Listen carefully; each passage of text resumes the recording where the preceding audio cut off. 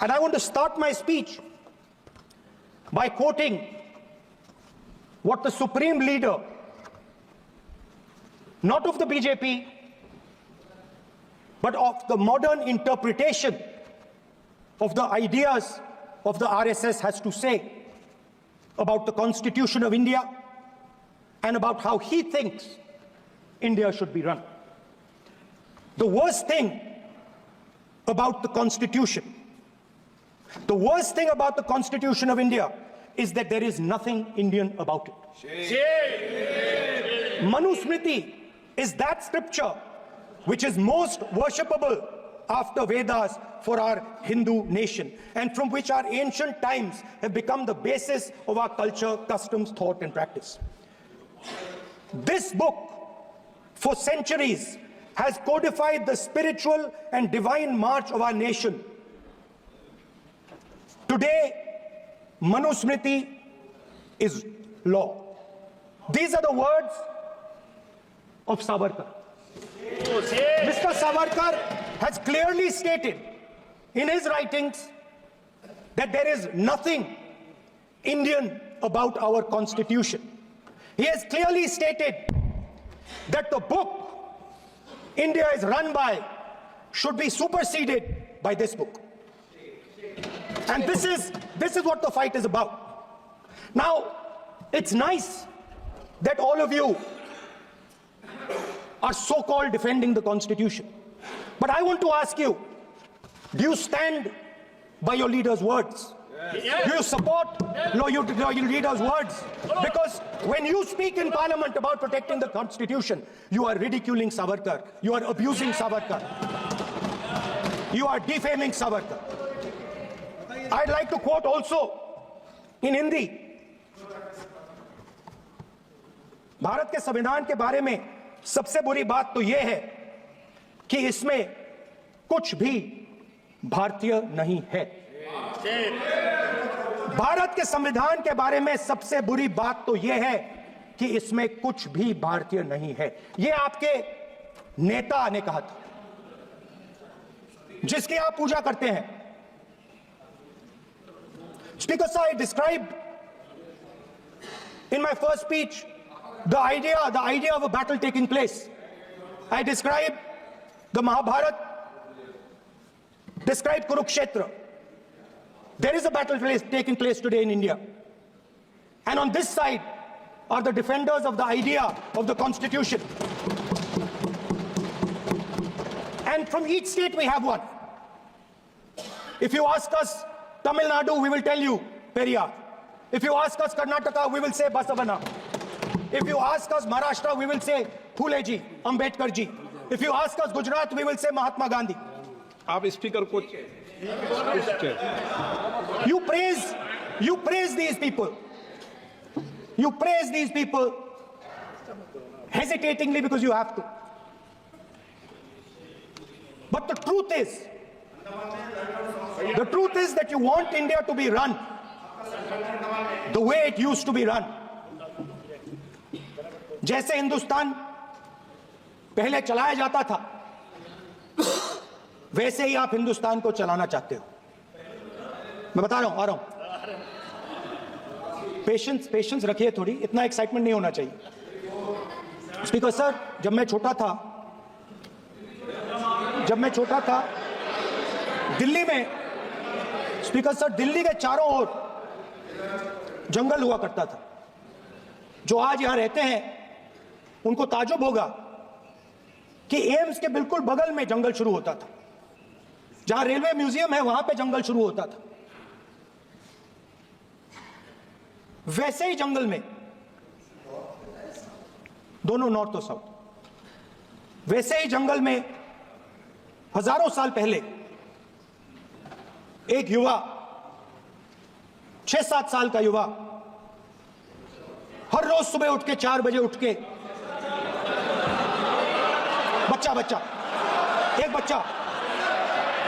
एक बच्चा, वाह बहुत बढ़िया, एक बच्चा 4 बजे उठ के तपस्या करता था। हर रोज सुबह तपस्या, हर रोज सुबह वो धनुष उठाकर, धनुष तीर कमान चलाता था, और घंटे घंटे उसने तपस्या की, सालों के लिए उसने तपस्या की। पास पास लोगों को पता लगने लगा कि लड़का है। यही तो आप नहीं समझ सकते हो, यही प्रॉब्लम है। यही तो प्रॉब्लम है। धनुष में तपस्या है, मनरेगा के काम करने में तपस्या है। तपस्या का मतलब शरीर में गर्मी पैदा करना, समझिए। हाँ, तब का यह मतलब है, तपस्या का यह मतलब है। तो यह तपस्या कर रहा था, लोगों को पता लगा, और वो गुरु के पास गया। लड़के का नाम एकलव्य था, और वो गुरु के पास गया और उसने कहा, गुरु द्रोणाचार्य जी, मैं सालों से धनुष चलाना सीख रहा हूं, मैंने अपनी पूरी शक्ति इसमें डाली है, आप मेरी मदद कीजिए, आप मेरे गुरु बनिए। द्रोणाचार्य जी ने एकलव्य को कहा कि आप ऊंची जात के नहीं हो, आप ऊंची जात के नहीं हो, आप द्विजा नहीं हो, मैं आपका गुरु नहीं बनूंगा, यहां से तुम चले जाओ। और एकलव्य चला गया। फिर से एकलव्य ने तपस्या शुरू की, फिर से तपस्या शुरू की। कुछ साल बाद द्रोणाचार्य जी और पांडव उसी जंगल से निकले। एक कुत्ता भौंक रहा था, कहानी आपने सुनी है, सुना देता हूं। कुत्ता भौंक रहा था, अचानक कुत्ते की आवाज शांत हो गई। द्रोणाचार्य जी और पांडव पास गए और उन्होंने देखा कि तीरों के जाल में कुत्ता फंसा हुआ था, मुंह में तीर था एक। हाँ, मगर कुत्ता तीरों के जाल में फंसा था, एक तीर मुंह में थी, शांत था कुत्ता, मगर कुत्ते को चोट नहीं लगी। एकलव्य ने अहिंसा के साथ कुत्ते को शांत किया था। द्रोणाचार्य जी आते हैं और एकदम पूछते हैं, तुम्हें यह किसने सिखाया? एकलव्य जवाब देता है, द्रोणाचार्य जी, यह मैं सीखा हूं, मैंने तपस्या की है, घंटों मैंने प्रैक्टिस की है।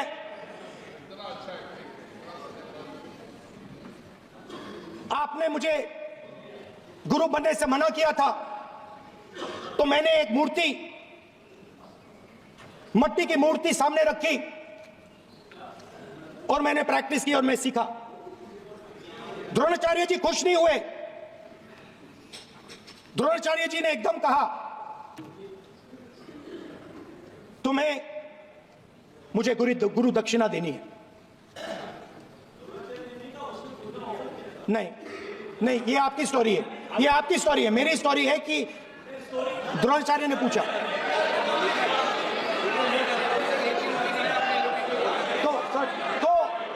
तो द्रोणाचार्य जी ने, Sir, the PM will not speak. Lord Wonders, if you are not giving order, Prime Minister has to speak. That's what Wonders. If you are not giving protection, if you are not giving protection to LOP, then Prime Minister has to speak here. I will tell you. We will be very clear. ठीक है sir. माननीय सदस्य, आपको मैंने कई बार कहा, आप धमकी शब्दों में मत बोला करिए। एक मिनट जाती द्रोणाचार्य जी संसदीय ने, कार्य मंत्री बोले, कितने डिस्टर्बेंस कर रहे थे। द्रोणाचार्य जी ने कहा कि मुझे आप गुरु दक्षिणा दीजिए। मेरी स्पीच ले लिया आपने। तो द्रोणाचार्य जी ने उनसे कहा कि गुरु दक्षिणा के लिए मुझे तुम्हारा हुनर, तुम्हारा भविष्य, तुम्हारा अंगूठा चाहिए। और एकलव्य ने अंगूठा काट के द्रोणाचार्य को दे दिया।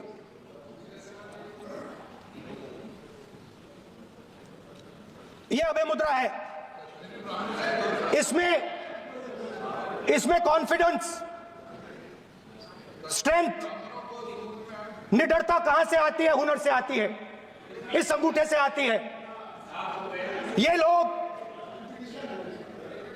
इसके खिलाफ हैं।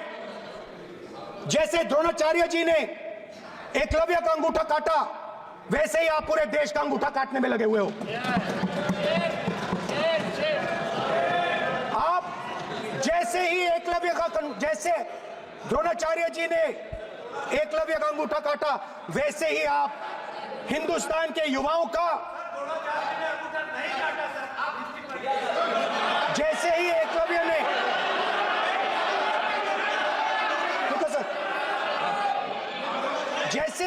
जैसे एकलव्य का अंगूठा काटा गया, वैसे ही आप हिंदुस्तान के युवाओं का, सबका अंगूठा काटते हो। जब आप अदानी जी को धारावी देते हो, तो आप धारावी के जो एंटरप्रेन्योर्स हैं, जो स्मॉल एंड मीडियम बिजनेसेस हैं, उनका आप अंगूठा काटते हो। जब आप हिंदुस्तान के पोर्ट्स, एयरपोर्ट्स, डिफेंस इंडस्ट्री, ये सब जब आप अदानी को देते हो,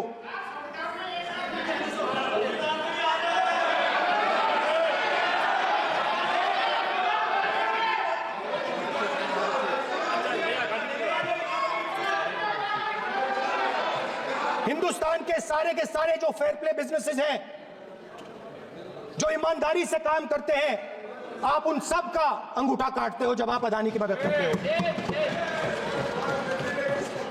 कॉन्स्टिट्यूशन में लैटरल एंट्री कर आप हिंदुस्तान के युवाओं का, पिछड़ों का, गरीबों का अंगूठा काटते हो।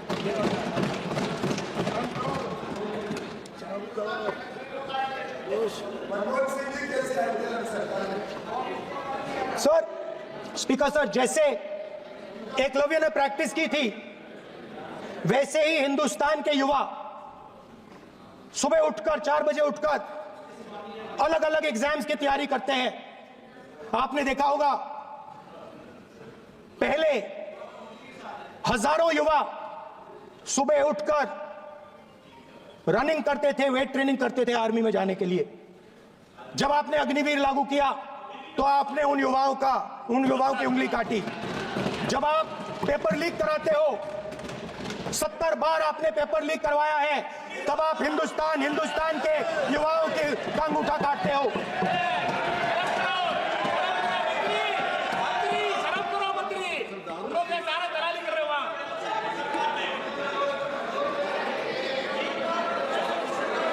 आज बाहर, दिल्ली के बाहर, आपने किसानों पर टीयर गैस चलाया है, आपने किसानों पर लाठीचार्ज किया है। किसान आपसे एमएसपी मांगते हैं, सही दाम मांगते हैं, मगर आप अदानी को फायदा पहुंचाते हो, अंबानी को फायदा पहुंचाते हो और किसान का अंगूठा काटने का काम करते हो। देखिए, हम कहते हैं अभय मुद्रा, हम कहते हैं डरो मत, आप कहते हो हम आपका अंगूठा काट देंगे। ये फर्क है। एक तरफ कौन सर बोलिए। मेरे कहना है कि हम एक मिनट प्लीज बैठिए, आप बैठिए, प्लीज बैठिए, आप बैठिए। आज हम भारत के संविधान की 75 वर्ष की गौरवशाली यात्रा कर रहे हैं और कर भाई ये चर्चा हुई थी कि हम संविधान की चर्चा करते समय उसकी उच्च कोटि की ये अपेक्षा है। आप स्पीकर सर, आप राष्ट्रपति भाषण नहीं है। कॉन्स्टिट्यूशन में कहीं नहीं लिखा है कि मोनोपोली होनी चाहिए। कॉन्स्टिट्यूशन में कहीं नहीं लिखा है कि पेपर लीक होना चाहिए। कॉन्स्टिट्यूशन में कहीं नहीं लिखा है कि अग्निवीर होना चाहिए। कॉन्स्टिट्यूशन में ये सब नहीं लिखा है, इसलिए मैं यहाँ रेस कर रहा हूँ। कॉन्स्टिट्यूशन में नहीं लिखा है कि हिंदुस्तान के युवाओं का अंगूठा काटना चाहिए, उनका जो हुनर है उनसे छीना जाना चाहिए।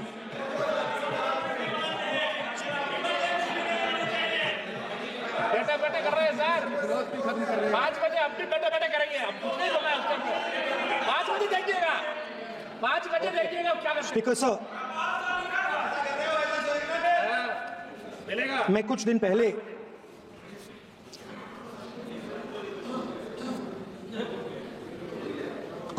मैं हाथरस गया। कुछ दिन पहले मैं हाथरस गया। हाथरस में 4 साल पहले एक लड़की का बलात्कार होता है, गैंग रेप होता है। 3-4 लोग गैंग रेप करते हैं। मैं 2-3 दिन पहले उस लड़की के परिवार के घर में गया।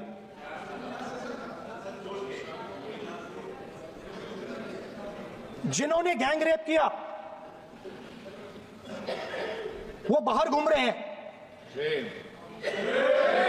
और लड़की का परिवार अपने घर में बंद है।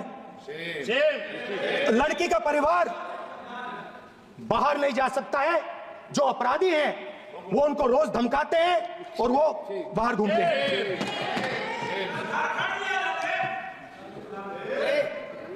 परिवार ने मुझे बताया कि बेटी का जो अंतिम संस्कार था वो भी नहीं करने दिया और चीफ मिनिस्टर ने इसके बारे में खुलकर मीडिया में झूठ बोला है। ये कॉन्स्टिट्यूशन में कहां लिखा है? ये कॉन्स्टिट्यूशन में कहां लिखा है कि जो बलात्कार करते हैं वो बाहर रहे और जिसका रेप हुआ है, जिसके परिवार, उस परिवार को बंद कर दिया जाए? कहां लिखा है कॉन्स्टिट्यूशन में? ये आपकी किताब में लिखा हुआ है, मनुस्मृति में लिखा है, मगर कॉन्स्टिट्यूशन में नहीं लिखा। और अगर आप कहते हो कि यूपी में आपका राज है और वहां पे कॉन्स्टिट्यूशन नहीं लागू होता है, वहां पे मनुस्मृति लागू हो रही है। परिवार ने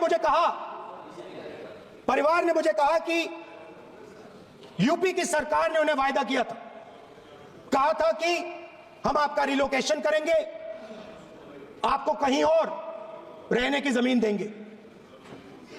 आज तक 4 साल हो गए हैं, आज तक उनका रिलोकेशन नहीं किया गया है। और हर रोज उन्होंने मुझे फोटो दिखाई, वो बाहर निकलते हैं और जिन्होंने बलात्कार किया वो धमकाते हैं उनको।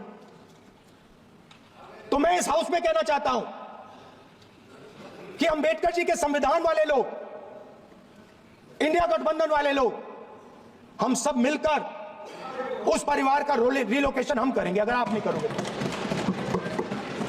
और हिंदुस्तान के हर गरीब व्यक्ति को हम ये कहना चाहते हैं, आपकी रक्षा कॉन्स्टिट्यूशन करता है और ये बीजेपी के लोग कॉन्स्टिट्यूशन पर 24 घंटा आक्रमण करते रहते हैं। कॉन्स्टिट्यूशन में लिखा है prohibition of discrimination on grounds of religion, race, caste, sex और place of birth. The state shall not discriminate against any citizen on grounds only of religion, race, caste, sex, place of birth और any of them. Some days back, youngsters from Sambal came to see me. Innocent people, they had done nothing. They were just, वो बस पास में थे, 5 लोगों को गोली मार के हत्या कर दी। ये कहां लिखा है कॉन्स्टिट्यूशन में? ये कहां लिखा है कॉन्स्टिट्यूशन में? तो लिखा है prohibition of discrimination of grounds of religion. और जहां भी आप जाते हो, एक धर्म को दूसरे धर्म से लड़ाते हो, नफरत फैलाते हो। कहां लिखा है कॉन्स्टिट्यूशन में? कहां लिखा है कॉन्स्टिट्यूशन में कि एक धर्म को दूसरे धर्म से लड़ाना है? कहां लिखा है कॉन्स्टिट्यूशन में कि दलित परिवार को बंद करके अंदर रखना है और उनके अपराधियों को बाहर घूमने देना है? कौन से कॉन्स्टिट्यूशन में लिखा है? मुझे दिखाइए।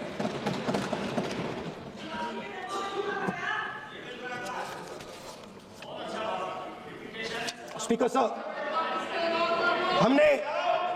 हमारी जो विचारधारा है, इंडिया गठबंधन की विचारधारा है, वो देश में कॉन्स्टिट्यूशन लाई है। हम सब मिलकर कॉन्स्टिट्यूशन की रक्षा करते हैं। अंबेडकर जी ने कहा था, if there is political equality but no social and economic equality, political equality will be destroyed. ये अंबेडकर जी के शब्द हैं और आज ये बात सबके सामने है पॉलिटिकल इक्वालिटी जो थी वो खत्म हो गई है। हिंदुस्तान के सारे इंस्टीट्यूशंस कैप्चर कर लिए गए हैं। सोशल इक्वालिटी नहीं रही, फाइनेंशियल इकोनॉमिक इक्वालिटी नहीं रही। इसीलिए हमारा अगला कदम जाति जनगणना होगा। हम देश को दिखाना चाहते हैं कि आपने किन लोगों का और कहां कहां अंगूठा काटा है। हम दलितों को, आदिवासियों को, पिछड़ों को, किसानों को, मजदूरों को दिखाना चाहते हैं कि आपने किस किस का अंगूठा काटा है। इसलिए जो मैंने वायदा किया था, इसी हाउस में यहां हम कास्ट सेंसस लागू करेंगे और उसके बाद हिंदुस्तान में एक नए तरीके का विकास होगा, एक नई तरीके की राजनीति होगी। जो मैंने पहले कहा था, जो आपको अच्छा नहीं लगता है, 50% रिजर्वेशन, उस दीवार को हम यहां तोड़ेंगे। 50% रिजर्वेशन की दीवार और जाति जनगणना हम यहां करा के दिखाएंगे। आपको जो कहना है कर लो, कह लो। वीडियो आपको पसंद आ रहे हैं तो लाइक, शेयर और सब्सक्राइब जरूर करें। अगर आप हमें फेसबुक पे देखते हैं तो फेसबुक पे शेयर जरूर करें। नमस्कार।